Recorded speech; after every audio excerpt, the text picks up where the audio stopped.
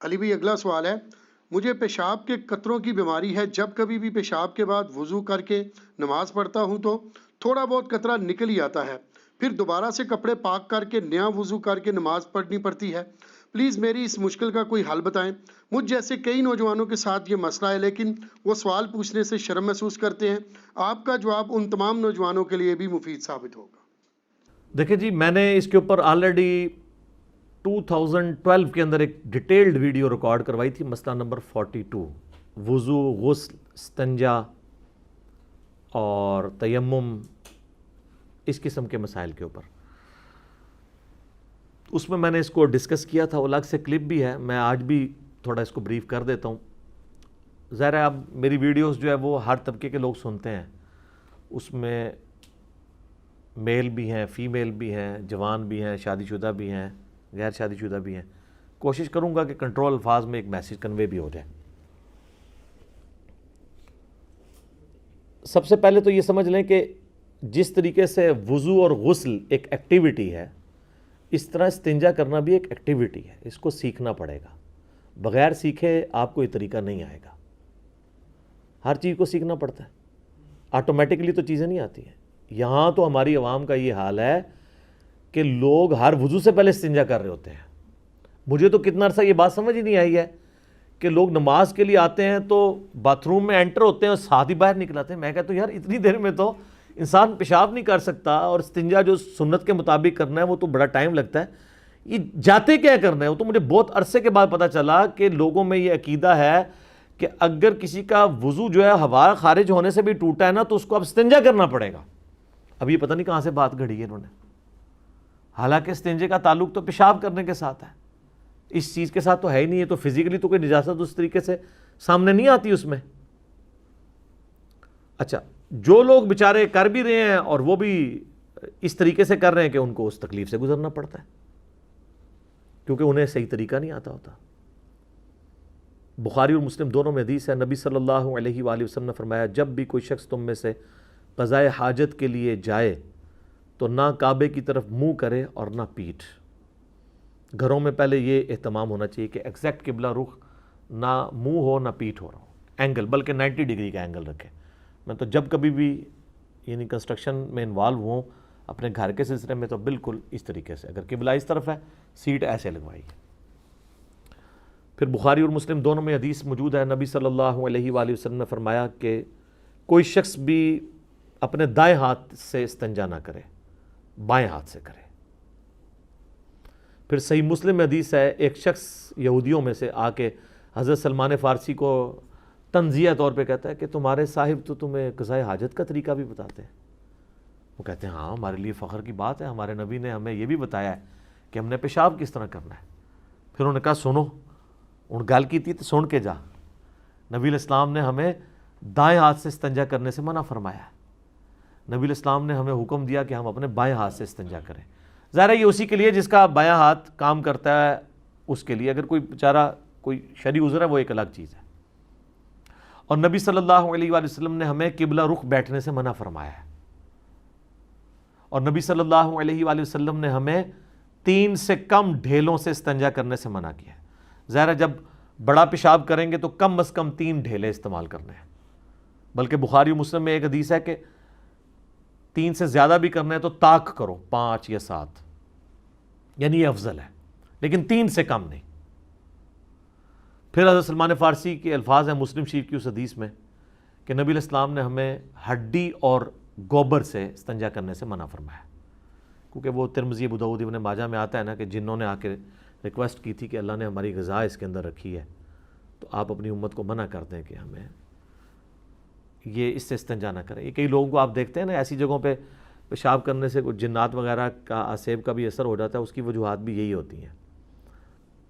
ایسی جگہوں پہ نہیں کرنا چاہیے، بلکہ دعا پڑھ لینی چاہیے اگر آپ کسی آکورڈ جگہ پہ جا رہے ہیں۔ ویسے تو ہر جگہ بھی جاتے وقت بخاری مسلم دونوں میں نبی علیہ السلام نے دعا تعلیم کی ہے، اللہم انی اعوذ بک من الخبث والخبائث، اے اللہ میں تیری پناہ میں آتا ہوں شریر جنوں اور جنیوں کے اگینسٹ۔ یہ دعا ہے بیت الخلاء میں جاتے وقت۔ اور ابو داؤد میں آتا ہے کہ باہر نکلتے وقت آپ نے پڑھنا ہے غفرانک، اے اللہ میں تیری مغفرت کا طلبگار ہوں. اس میں سر قیامت مضمر ہے. پیشاب کے آتے وقت جو تکلیف ہوتی ہے، اگر یہ پیشاب باہر نہ نکلے تو آپ کو پتہ ہے کس طرح ڈائلیسس کروانے پڑتے ہیں. تو کسی شخص کا پیشاب عزت کے ساتھ نکل جائے اور وہ تکلیف سے آزادی حاصل کر لے تو باہر نکل کے اسے یہی کہنا چاہیے اے اللہ میں تجھ سے مغفرت کا طلبگار ہوں. یعنی جس طرح مجھے اس چھوٹے سے عذاب سے جان میری چھڑائی ہے نا، آخرت کے عذاب سے بھی بچا لے. بیچ میں تھیم یہ ہے. ایک اور دعا بھی آئی ہے ابو داؤد کے اندر، لیکن وہ روایت کمزور ہے. اللہم اذھب عنی، وہ والی دعا جو ہے وہ کمزور ہے. یہ مضبوط ہے غفرانک، لفظ ہے غفرانک کا، لیکن لفظ آپ اس کو وقف کریں گے غفرانک، کاف کش والا ہے جو باریک پڑھا جاتا ہے. تو یہ آپ نے باہر نکلتے وقت دعا کرنی ہے. ڈھیلے آپ نے 3 یا 3 سے زیادہ، یہ اس صورت میں جب آپ مٹی کے ساتھ کر رہے ہیں. ویسے افضل استنجا یہی ہے کہ آپ پانی سے کریں، مٹی کے بعد پانی سے بھی دھوئیں. نبی علیہ السلام نے اس چیز کو پسند فرمایا.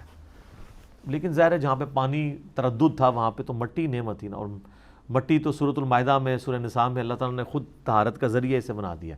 اچھا مٹی سے جب آپ استنجا کر لیں گے تو اسے پانی سے دھونے کی ضرورت نہیں رہے گی، مٹی خود پاک کرنے والی چیز ہے. لیکن مٹی والا قیاس آپ ٹیشو پیپر پہ تو اس درجے میں نہیں کر سکتے، کیونکہ ٹیشو پیپر پاک کرنے والی چیز نہیں ہے. اگرچہ ضرور ہے کہ یہ اتنے حصے سے وہ ریموو کر دے گی.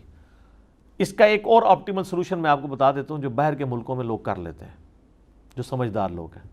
وہاں پہ تو آپ کو اندر نہ لوٹا نہ پانی، تو لوگ پتہ کیا کرتے ہیں، لوگ 8-10 ٹیشو پیپر جو ہے نا گیلے کر کے وہ اندر لے جاتے ہیں، وہ پانی چوس لیتے ہیں. 8-10 کیا 3-4 بھی بہت ہیں صفائی کرنے کے لیے. پہلے خشک ٹیشو پیپر جو اندر ہے اس سے صفائی کی، اس کے بعد گیلا ایک ٹیشو پیپر استعمال کیا، پھر دوسرا کیا، پھر تیسرا کیا، بالکل صفائی ہوگی. یہ میں آپ کو ایک نسخہ بتا رہا ہوں.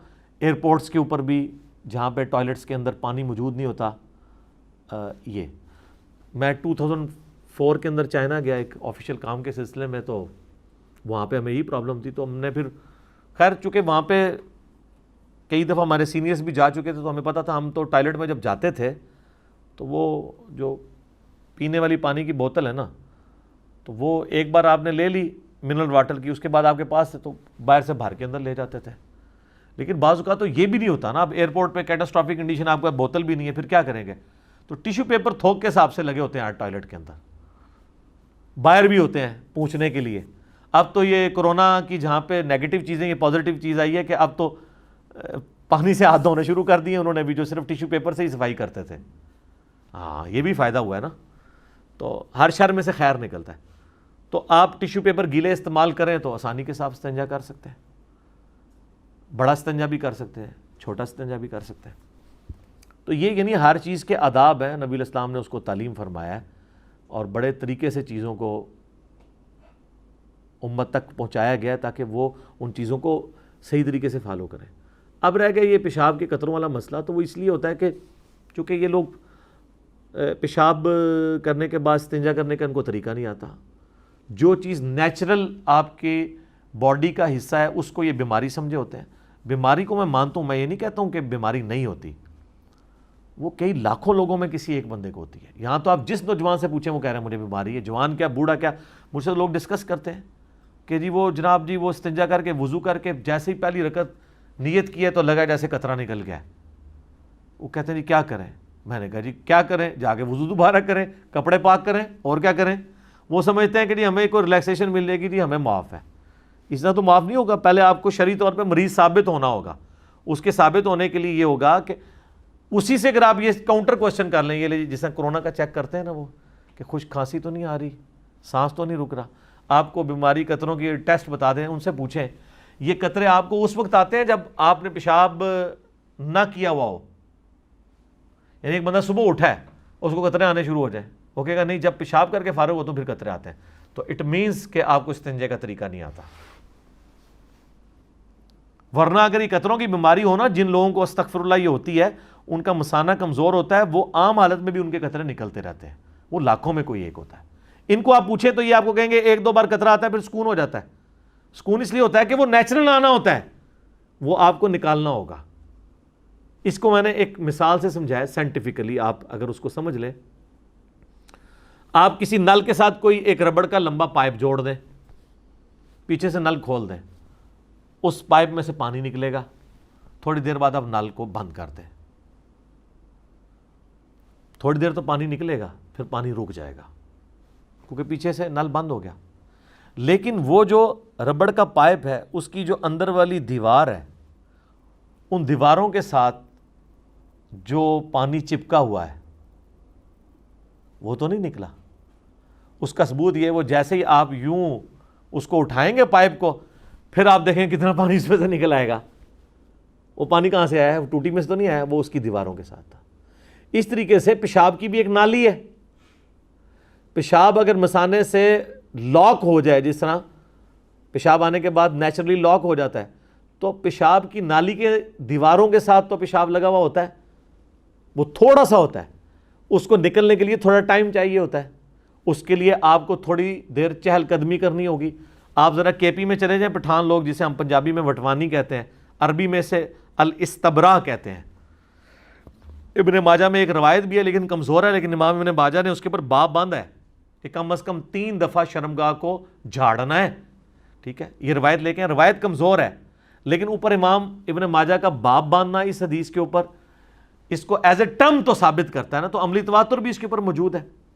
آپ ہمارے یہ پٹھان بھائیوں کو دیکھیں، اکثر تبلیغی جماعت میں یہ پیشاب کرنے کے بعد کیا کرتے ہیں؟ ایک مٹی کا ڈھیلا اٹھاتے ہیں اور تھوڑی دیر چہل قدمی کرتے ہیں اور اس قطرے کا آنے کا انتظار کرتے ہیں، جو انڈر گریوٹی آنا ہی آنا ہے، کیونکہ تھوڑی دیر بعد وہ جمع ہوگا اندر، کرتے کرتے کرتے نکلے گا، ایک دم تو نہیں آئے گا، کیونکہ پلین سروس تو نہیں ہے گلاس کی طرح کی، ظاہر ہے وہ گوشت ہے۔ پھر وہ کیا کریں گے؟ وہ اس کو پوچھیں گے، پھر آپ دیکھیں گے پھر وہ دوبارہ استنجا کریں گے، اسی پہنچنے پہ اکتفا کر دیں گے، ان کو قطرہ نہیں۔ ان سے ذرا پوچھیں ادھر کوئی نہیں ہے بیماری قطروں کی؟ پٹھانوں کو یہ بیماری کیوں نہیں لگی ہوئی ہے؟ اس لیے کہ ان کو یہ پتہ ہے، ان کے کلچر میں یہ ان کو سکھائی جاتی ہے چیز۔ پنجاب کے کلچر میں یہ ہے نہیں ہے۔ یہ لوگ جناب پیشاب روکے ہوئے جناب اینڈ ٹائم پہ پہنچتے ہیں، جا کے استنجا تیزی سے کیا، اس کے بعد نماز پڑھ کے جیسے ہی نماز نیت کرتے ہیں تو کہتے ہیں نہیں لگتا ہے قطرہ آ گیا، اور لگتا نہیں، وہ آ رہے ہوں جے، اور نماز کوئی نہیں ہوندی، اور کپڑے بھی ناپاک ہو جائیں گے، کپڑے بھی دھونے پڑیں گے۔ اس کا بڑا آسان سا طریقہ ہے کہ ویل بیفور ٹائم آپ اپنے آپ کو تیار کریں نماز کے لیے۔ یعنی اگر زور کی نماز 1:30 بجے ہے تو آپ 1 بجے پیشاب کر لیں، اس کے بعد 5 یا 7 منٹ بعد ہی قطرہ آئے گا نا۔ جب وہ دوبارہ قطرہ آئے انڈر گریوٹی، تھوڑی دیر چہل قدمی کریں، وہ خود بخود آئے گا۔ جب وہ قطرہ آئے تو آپ دوبارہ سے استنجا کریں، لیکن دوبارہ استنجا کرتے وقت آپ نے پیشاب دوبارہ نہیں کرنا، ورنہ پھر آپ T0 پہ آ جائیں گے، 0 پہ، کیونکہ پھر وہ دوبارہ پروسیس شروع ہو جائے گا۔ یہ ذہن میں رکھیے گا، بعض کا سردیوں میں ایسے ہو جاتا ہے، بار بار پیشاب آتا ہے، پھر آپ نے اس چیز کو دیکھنا ہے، تو وہ پھر آپ ٹھنڈے پانی سے استنجا نہ کریں، گرم سے کر لیں سردیوں کے اندر۔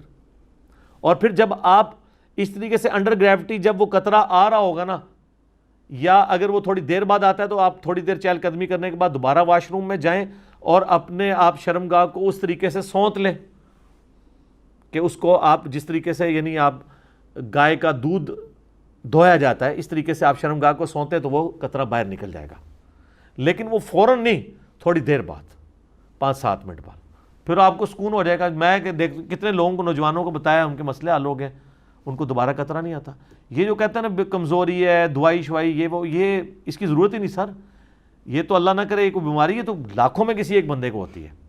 اگر کسی کو وہ بیماری ہو جائے، پھر اس کے لیے یہ ہے کہ وہ ایک نماز کے لیے ایک وضو کرے گا، نیچے انڈر ویئر پہنے، انڈر ویئر میں بھی اندر جو ہے وہ رکھے ٹیشو پیپر، کیونکہ قطرہ آئے گا تو ظاہر ہے وہ ناپاک ہوگا، تو اس قطرہ آنے سے باقیوں کا اگر آیا تو وضو ٹوٹے گا، اس کا وضو اس نماز کے لیے نہیں ٹوٹے گا، ایک وقت میں ایک نماز پڑھ لے، اس کے بعد وہ باہر نکل کے اس ٹیشو پیپر کو ریموو کر دے۔ جن کو مسلسل یہ مسئلہ رہتا ہے، ٹیشو پیپر چینج کرتے رہیں، وہ اس طریقے سے چلاتے رہیں۔ لیکن یہ آپ جس طریقے سے میں آپ کو بتا رہا ہوں استنجا کریں گے تو یہ ایشو آپ کا ختم ہو جائے گا کچھ عرصے میں، چونکہ لوگوں کو یہ چیز پتہ نہیں ہے۔ اس طریقے سے بعض لوگوں کو ہوا خارج ہونے والا ایشو ہوتا ہے، وہ کہتے ہیں ہمارے تو بھائی کھانا پینا آپ اپنا کام کریں، بعدی چیزوں سے پرہیز کریں، چیزوں کو آپ میڈیکلی لے کے چلیں تو ایشو ایڈریس ہوں گے۔ اس کے باوجود اگر ایشو ایڈریس نہیں ہوتا، پھر ایک نماز کے لیے آپ ایک وضو کریں گے، اگلی نماز کے لیے آپ کو نیا وضو کرنا ہوگا۔ اچھا، ایک بعض لوگوں نے وہ ابو داؤد میں وہ ایک حدیث ہے نا، اس کا ایک رزلٹ غلط نکال لیتے ہیں، بلکہ بخاری مسلم میں بھی ہے کہ جب تک تم آواز نہ سنو یا بدبو نہ سنو، سونگ لو، تو اس وقت تک وضو نہیں ٹوٹے گا۔ یہ اس بندے کے لیے جس کو وہم ہوتا ہے کہ اس کے پیٹ کے اندر گڑبڑ ہوتی ہے، کیونکہ ابو داؤد میں اس کی ایکسپلینیشن موجود ہے کہ اگر کسی کو بیماری ہے کوئی ایسی، اس کے لیے ہے کہ پیٹ کے اندر اس کو لگ رہا ہے جیسے آواز آ رہی ہے لیکن فزیکلی نہیں ہے، تو اس کو یہ انشور کرنا ہوگا کہ جب تک آواز یا اسمیل نہ آئے۔ لیکن جب آپ کو فیل ہو گیا کہ ہوا خارج ہو گئی ہے تو اب آپ نے باقی چیزوں کا انتظار نہیں کرنا، وضو ٹوٹ گیا، آپ کو فیل ہوا قطرہ نکل گیا تو وضو ٹوٹ گیا، آپ کو تو خود پتہ ہے۔ اچھا وہ حدیث بھی ٹھیک ہے جو ابو داؤد کے اندر ہے، ابن ماجہ کے اندر ہے، کہ نبی علیہ السلام وضو کرنے کے بعد اپنی رومالی کو، اس کو رومالی کہتے ہیں، سامنے والا جو حصہ ہے شلوار والا یا تہمت کا، اس پہ پانی چھڑکا کرتے تھے، وہ شک کو زائل کرنے کے لیے۔ لیکن اگر ایک شخص کو فیل ہو گیا کہ میرا قطرہ نکل گیا ہے، اور اب وہ خام خواہ اپنے آپ کو تسلی دے کہ جی یہ جو مجھے گیلا پن کا احساس ہے وہ رومالی کے گیلے ہونے کی وجہ سے ہے، تو یہ غلط ہے۔ یہ تو آخری درجے میں شک ختم کیا گیا کہ ونس آپ یہ کر دیں، پھر اب آپ جو ہے نا وہ، اگر آپ کو گیلا پن محسوس ہو تو آپ کو یہ ذہن میں آئے گا کہ میں نے کپڑوں پہ جو پانی چھڑکا تھا یہ اس کی وجہ سے گیلا پن محسوس ہو رہا ہے، اور ایکچولی نہیں ہے۔ لیکن یہ اس کے لیے آپ کو number of time exercise perform کرنی پڑے گی کہ آپ یہ چیز انشور کریں گے کہ ایسا نہیں ہے، ورنہ خالی شک کے اوپر تو مطلب بینیفٹ نہیں آپ کو دیا جا سکتا، آپ نے اپنے آپ کو خود سے چیک کرنا ہے۔ تو یہ قطروں والا مسئلہ لوگوں کے ساتھ رہتا ہے، اس لیے میں نے اس کو ذرا تھوڑا کھول کے بیان کر دیا۔ استنجے کا طریقہ سیکھیں، اور یہ سارے طریقے ہمارے پرانے بزرگوں نے اپنی کتابوں میں لکھے ہوئے ہیں۔ ایون شیخ عبد القادر جیلانی کی اگر آپ کتاب غنیت الطالبین کھول کے دیکھیں، جس میں نماز والا طریقہ جو ہے وہ بخاری مسلم کے مطابق لکھا ہے، رفع الیدین والا 11ویں والے پیر کا، ان کا بھی استنجے والا طریقہ دیکھیں تو باقاعدہ انہوں نے یہ سارے جملے استعمال کیے ہیں کہ اس طریقے سے شرمگاہ کو سونتا جائے، اور یہ ساری ڈیٹیلز انہوں نے لکھی ہوئی ہیں باقاعدہ۔ تو یہ عملی، اور اس کو ایگزیکٹ ان الفاظ کے ساتھ احادیث میں ہونا بھی ضروری نہیں ہے، یہ کلچرل چیز ہے۔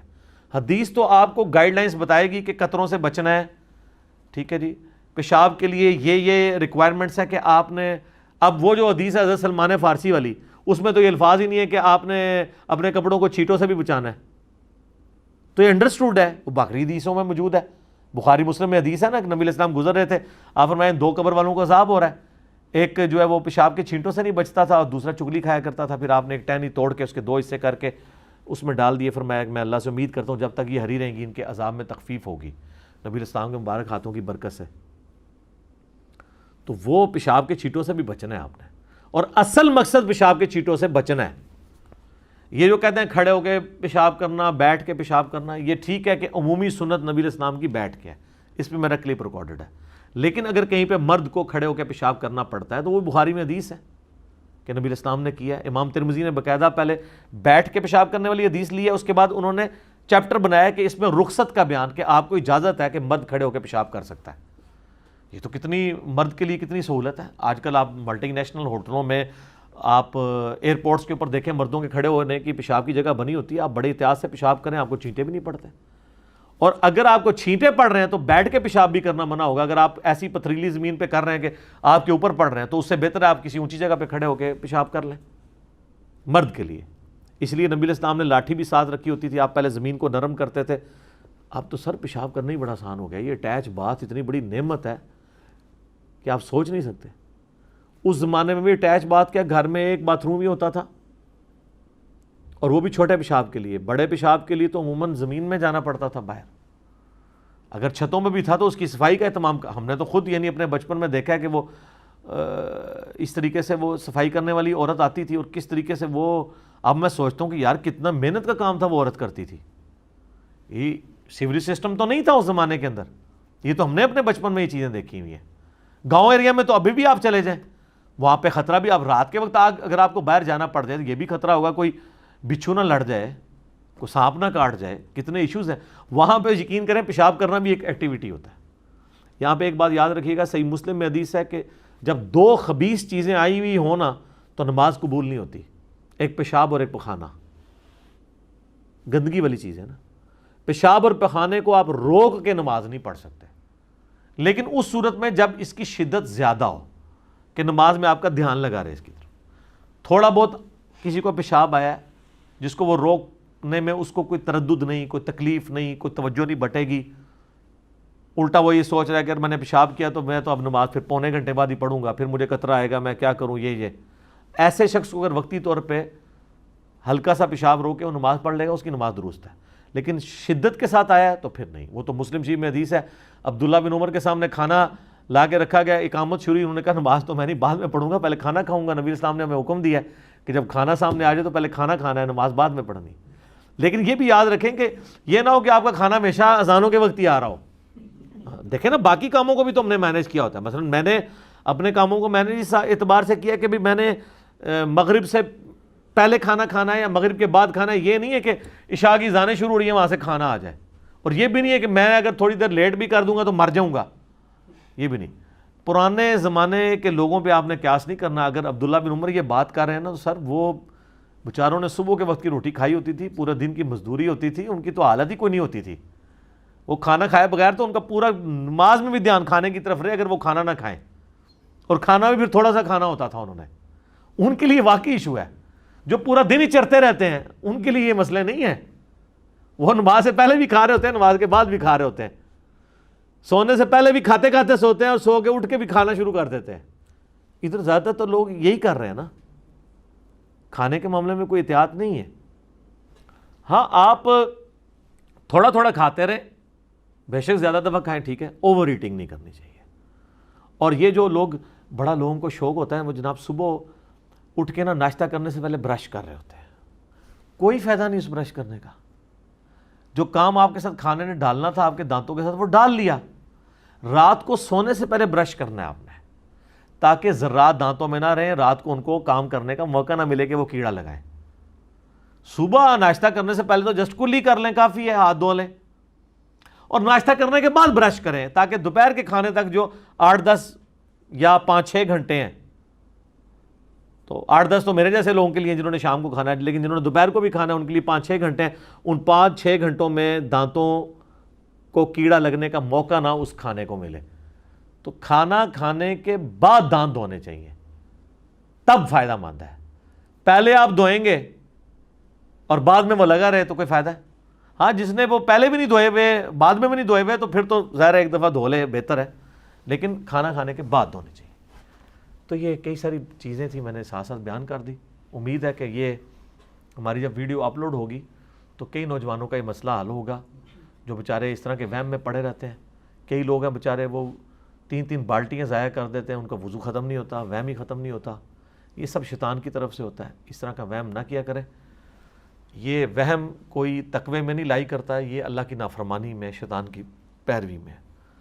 اور اس کو آپ اگنور کریں. ایک دفعہ آپ کسی عالم دین کو اپنا وضو فزیکلی دکھا لیں, جس کو خود بھی وضو کا طریقہ آتا ہو, اور آپ اس کے سامنے بالکل نارمل وضو کریں جس طرح کیا جاتا ہے, اور وہ آپ کو کہتا ہے آپ کا وضو ٹھیک ہے, تو اب بعد میں شیطان کے ہتھے نہ چڑھیں. کچھ عرصہ آپ اس کو اگنور کریں گے, خود بخود وسوسے آنا بند ہو جائیں گے. کئی لوگ ہیں وہ نماز شروع کرتے ہیں, پہلی تکبیر ہی 10 دفعہ کہتے ہیں اللہ اکبر, پھر وہ نماز توڑ دیتے ہیں, پھر دوبارہ نیت کرتے ہیں. ٹھیک ہے, اسی وہم میں پڑے رہتے ہیں. وہ کہتے ہیں پہلی تکبیر تو فرض ہے. پوری مسجد ان کی تکبیر سن رہی ہوتی ہے, ان کے کانوں میں آواز نہیں جا رہی ہوتی. وہ کہتے ہیں پہلی تکبیر کانوں کو سنانا ضروری ہے. وہ ہی نہیں سن رہے ہوتے, باقی سارے سن رہے ہوتے ہیں. میں نے خود یعنی اپنے ساتھ یونیورسٹی میں ایسے اسٹوڈنٹس دیکھے ہیں. تو اس طرح کا وہم نہیں کرنا چاہیے. شیطان بعض اوقات نیکی کی آڑ میں آپ کو دین سے متنفر کروانے کے لیے اس طرح کی حرکتیں کروا دیتا ہے.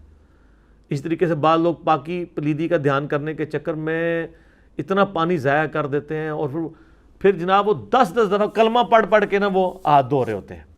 پھر کلمہ پڑھنے سے نہیں ہاتھ پاک ہونے ہیں, کلمہ تو دل کو پاک کرنے کے لیے پڑھا جاتا ہے, ایک روحانی مسئلہ ہے. ہاتھ پاک ہونے ہیں پانی کے ساتھ.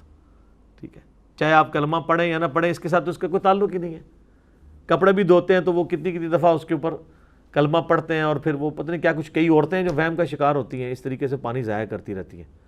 تو یہ ساری چیزوں کو پیرلل میں دیکھ کے چلنا چاہیے, فضول خرچی نہیں کرنی چاہیے. بقیہ کے سوالات انشاءاللہ پھر اگلی دفعہ ہم ڈسکس کریں گے. جی بتائیں. جو واش روم میں جن کو قطرے آتے ہیں نا, یہ اصل میں نا جلدی بہت کرتے ہیں. جی جلدی کرتے ہیں جی, وہی تو میں نے بتایا نا, جلدی والا کام ہی نہیں ہے. میں نے یہی تو بتایا کہ جی آپ نے آدھا گھنٹہ پہلے کم از کم تیاری شروع کرنی ہے, پھر آپ اپنے آپ کو تیار کر پائیں گے. تو جلدی کریں گے تو پھر یہی کچھ ہوگا. جلدی اسی لیے کر رہے ہوتے ہیں کہ اینڈ ٹائم پہ وہ جا رہے ہوتے ہیں. ٹھیک ہو گیا جی. اللہ تعالیٰ سے دعا ہے جو حق بات میں نے کہی اللہ تعالیٰ ہمارے دلوں میں راسخ فرمائے. اگر جذبات میں میرے منہ سے غلط بات نکل گئی تو اللہ تعالیٰ ہمارے دلوں سے معاف کر دے, ہمیں معاف بھی کر دے, ہمیں کتاب و سنت کی تعلیمات پر عمل کر کے دوسرے بھائیوں تک پہنچانے کی توفیق عطا فرمائے. سبحانک اللہم و بحمدک اشہد ان لا الہ الا انت استغفرک و اتوب الیک وما علینا الا البلاغ المبین. جزاکم اللہ خیرا.